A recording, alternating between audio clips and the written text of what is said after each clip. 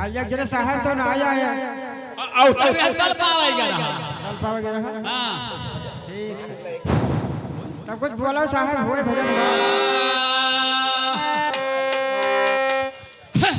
अरे पुत्र उठा बाप से के जाए बसा ससुराल और जाए बसा ससुराल नार के हाथ ठिकाने और सरहद मारे लात सर कहे हुक्का चढ़ाओ और कहे गिरधर कबरात सुना हो बढ़िया और निर्बंध है लेकिन पूत न जल में गढ़ा मना हमारे लोगन का ठीक है साहब पैदा हुआ है देखो सही कहे हम वो लोग करवाए मध्यम ना बाबा जानबे करवाओ अरे मुरलिया मटोना हमारा उसाम भूला किया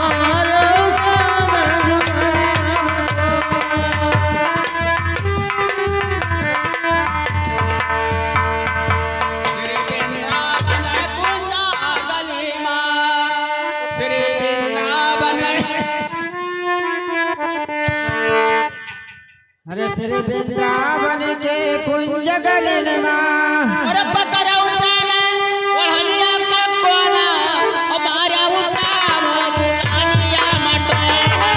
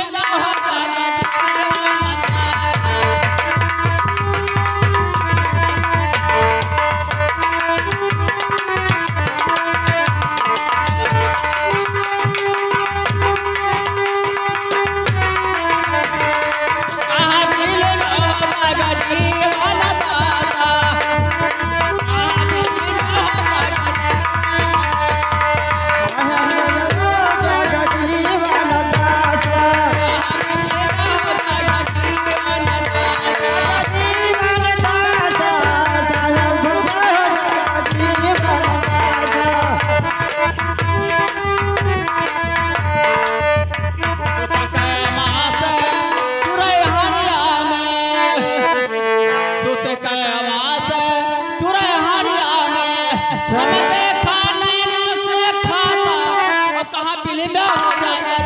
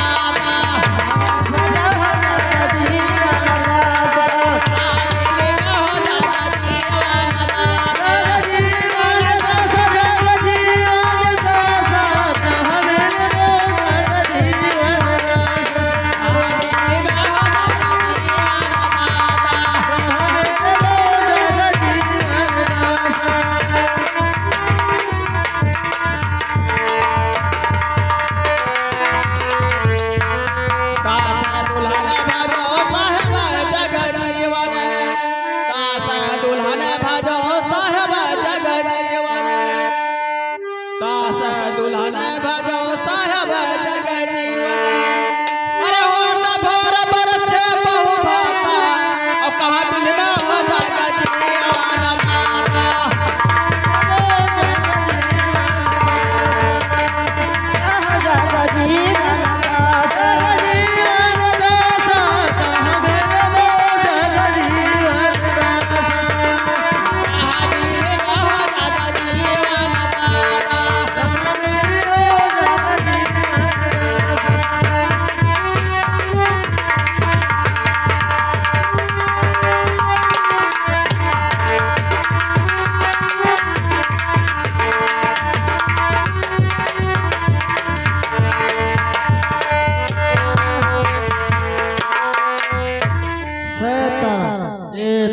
अरे मांग रहा सुल्ताना आवाज माता मांग रहा है सुल्ताना आज मांग रहा है सुल्ताना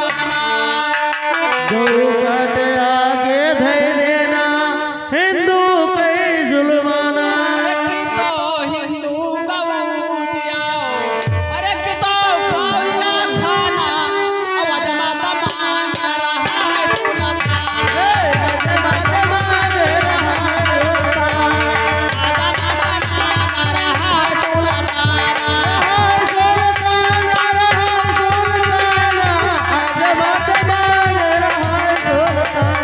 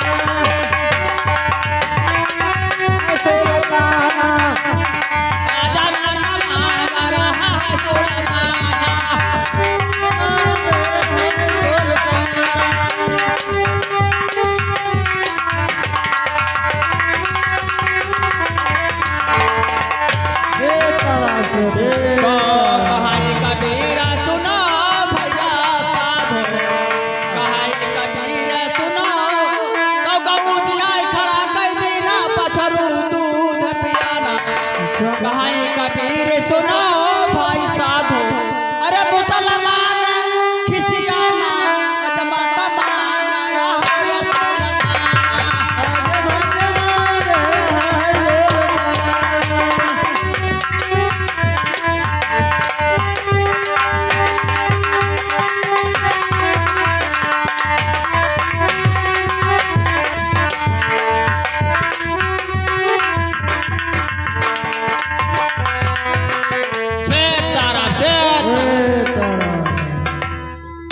अरे भैया साहब देखो यार कोई हमें लागत है भगवान आएंगे।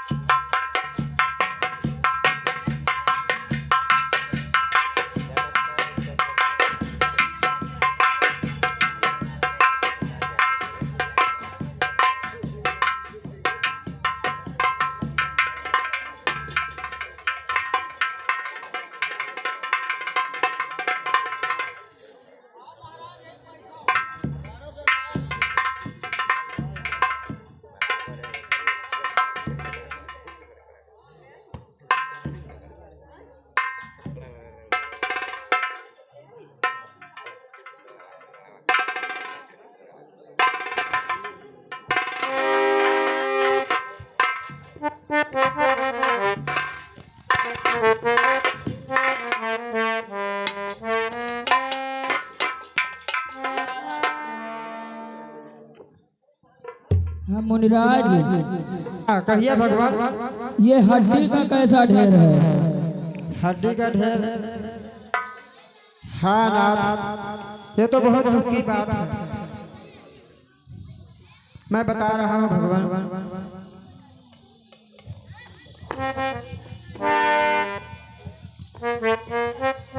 जहाँ खड़ा था हड्डियों का ऊंचा सा ढेर, ठहरे ठहरे एक टक लगे देखने नाथ।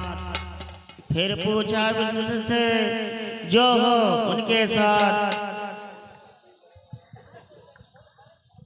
हाँ मुनिराज, हाँ कहिए भगवान। अरे पूज्यवरों ऋषि यो मुनियो हड्डी का कैसा ढेर यहाँ।